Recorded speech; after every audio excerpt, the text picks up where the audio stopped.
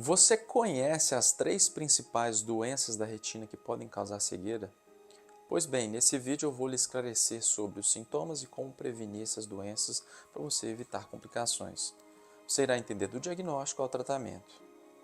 Lembrando que a retina é o tecido vermelho alaranjado que recobre a parte interna do nosso olho. Ele contém as principais células do olho, os fotorreceptores, que são responsáveis por captar a luz, que é utilizada para formar a imagem no cérebro. A primeira doença da retina que pode causar cegueira é a retinopatia diabética.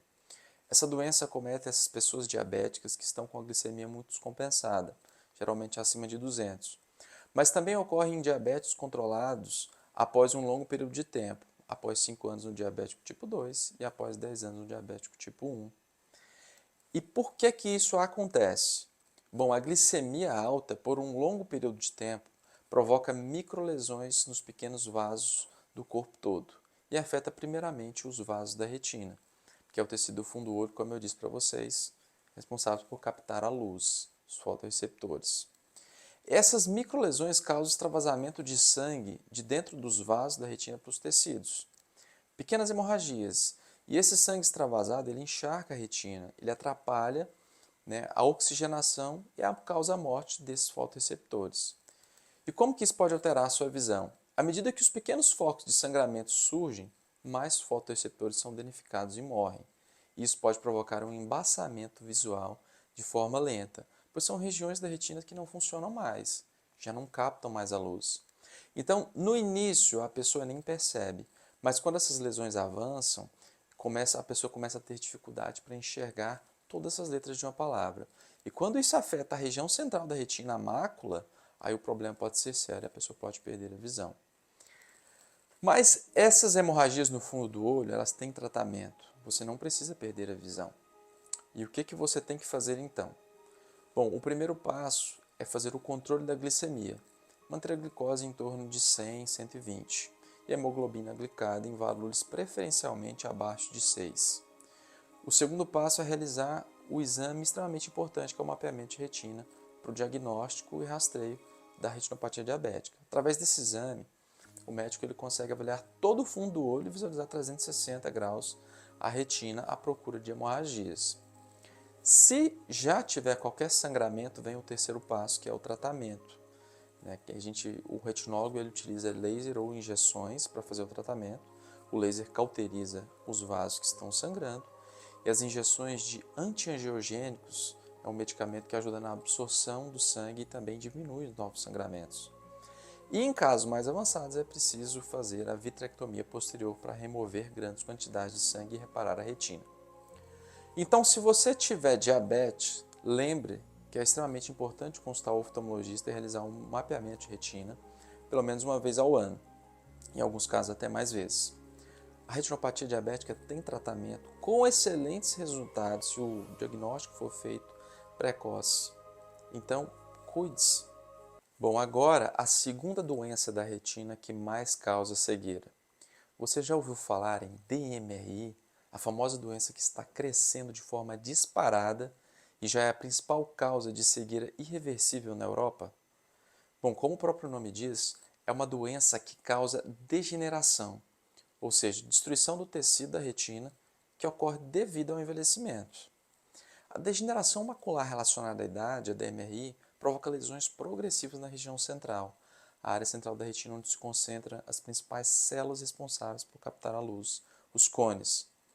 Como consequência, ocorre uma perda gradual da visão central.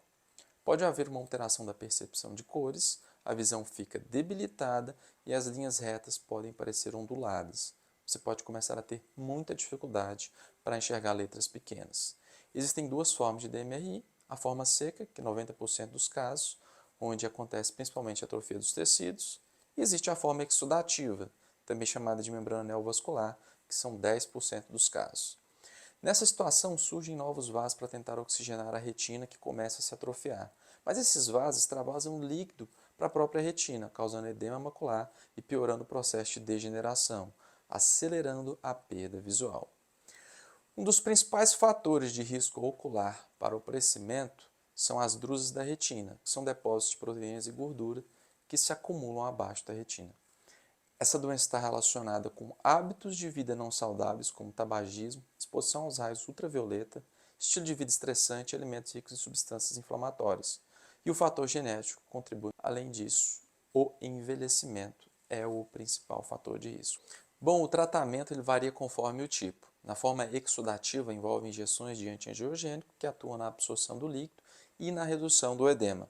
Já na forma seca, o tratamento ele é um pouco mais complexo. Ele envolve várias ações conjuntas para evitar a perda visual. A primeira delas é uma alimentação adequada em alimentos ricos em vitamina A, C, E, ômega 3, luteínas, zeaxantina e zinco, para proteção contra danos causados pelos radicais livres.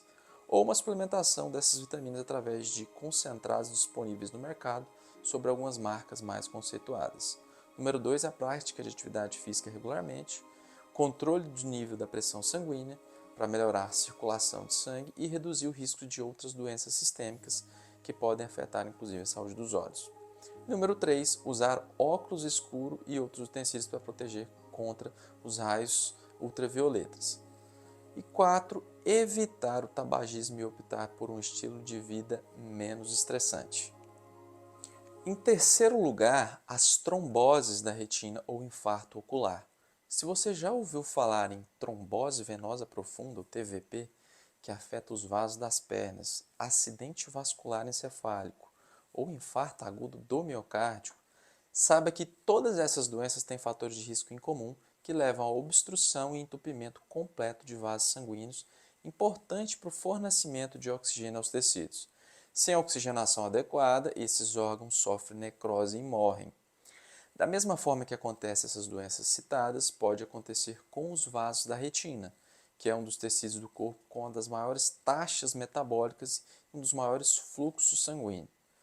Esses vasos, em certas condições, podem sofrer infarto, chamado de oclusão venosa da retina.